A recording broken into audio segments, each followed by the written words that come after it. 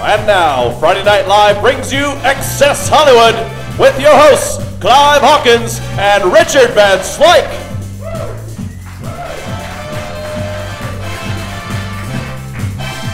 Welcome to Excess Hollywood, where you get the latest on what's hot, hit, and happening in Los Angeles, Hollywood. I'm Clive Hawkins. And I'm Richard Van Slyke, so let's get started. This year's annual Jerry Lewis Labor Day Telethon raised a record $65 million for the Muscular Dystrophy Association. The 2008 haul was $1.2 million more than last year's total. And in a completely unrelated story, Jerry Lewis was detained at LAX on Tuesday when security officials discovered his bag had a gun, brass knuckles, and a list of last year's donors that didn't pay. Thank you, Richard. Now that the Olympics are over, athletes are working hard for their endorsements. Yeah, now let's take a look at our Olympic gold medalist, Shawn Johnson, and her famous taco commercial. What do champion gymnasts Paul Hum, Morgan Hum, and Shawn Johnson have in common? Great taste and Ortega. My taco, the best. I love Ortega's taco sauce. It makes my taco pop. It makes her taco pop! What? I mean, come on, let's take a look at that first beginning part one more time. My taco's the best. Her taco's the best. What did she just say? Dude, all right, listen one more time, just very beginning. Just her taco is the best. It makes my taco pop. It makes her taco pop. Yeah, I think we got it, Clyde.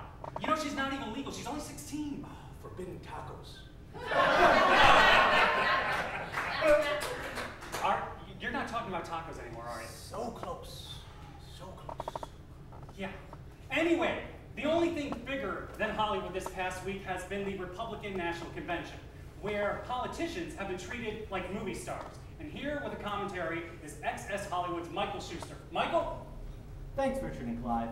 Last week, we saw Michelle Obama present herself as a woman who'd make a very classy First Lady. But this week, John McCain showed us that he's married someone even better, Sarah Palin.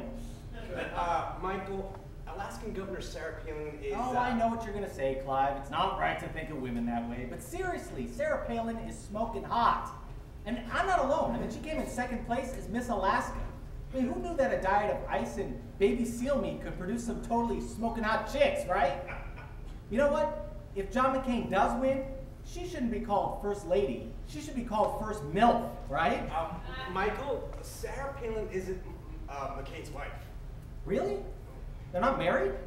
You know, he better put a ring on her finger before she realizes she could do a lot better than a guy who's like, what, twice her age? No, Michael, you don't understand. Sarah Palin is not his wife. She's his running mate. Wait, you mean like they go running together? Like she's his personal trainer?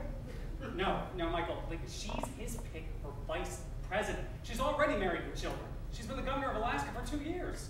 Seriously? Yeah. So wait, so she went from possibly being first MILF to maybe being like America's first V-PILF? Oh, wow. That is so awesome! Okay, we're done. Michael Schuster, everybody. What the hell is it with the straight guys in this place? In an interview in GQ magazine, Oscar winner Helen Mirren stated that she used to love cocaine until she read that Nazi war criminal Klaus Barbie was hiding and living off cocaine profits in South America. In a related story, when Amy Winehouse discovered that Adolf Hitler was strictly against cocaine, she shrugged into another line. Or two, or three, or four. Okay, Richard. Having 4 children and plus her new twins, Angelina Jolie were having a little bit of a trouble with her twins. I mean, yeah. Well, I mean, where's Brad Pitt?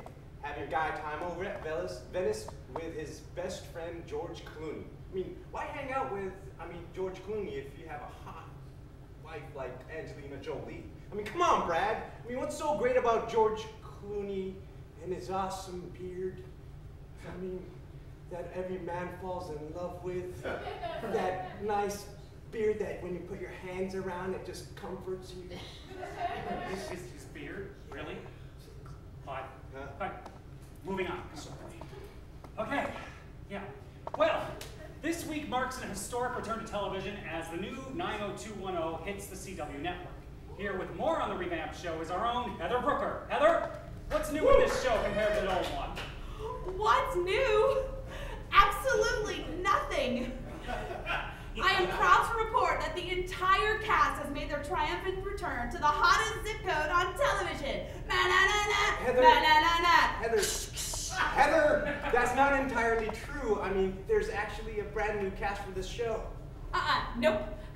Because when I turned into the show, Brenda and Kelly were there, and they were totally talking about all their dating drama, and Brenda was like, "No, he's my man," and Kelly was like, Heather, Shannon Doherty and Jenny Garth are the only two previous cast members to return. I mean, didn't you notice all the other people in the show? You mean the extras? No, those are actual cast members, Heather. Oh, but... Well, I thought that they were all coming back. And this was just a special episode featuring only Brenda and Kelly. I mean, the school is the same, and all the people are really pretty, and they all hang out at the Peach Pit. I mean, it's the Peach Pit! I don't understand what's happening! How do I know? What's happening is it's just the same school, just a different cast, 8 years later.